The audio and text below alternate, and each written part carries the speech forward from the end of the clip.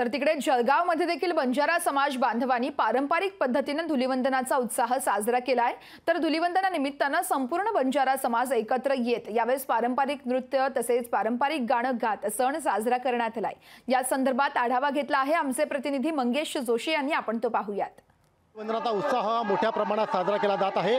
दरम्यान विविध रूढी परंपरा यासह ठिकठिकाणी धुलीवंदनाचा उत्साह व होळीचा उत्साह हा पाहायला मिळत आहे। जळगाव जिल्ह्यातीलही अनेक ठिकाणी खरं तर बंजारा पाड्यावरती पारंपरिक पद्धतीने खरं तर धुलीवंदनाचा उत्साह साजरा केला जात आहे। पारंपरिक नृत्य असतील, पर्यावरणपूरक असे रंग असतील, यासह विविध उत्साह जो आहे या धुलीवंदनाचा पाहायला मिळत आहे।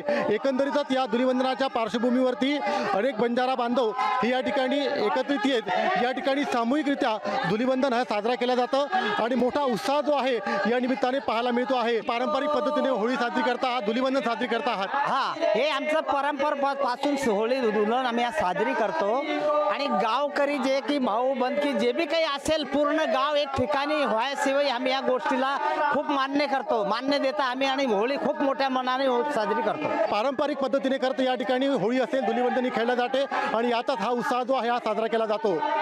मंगेश जोशी, लोकशाही मराठी, जळगाव।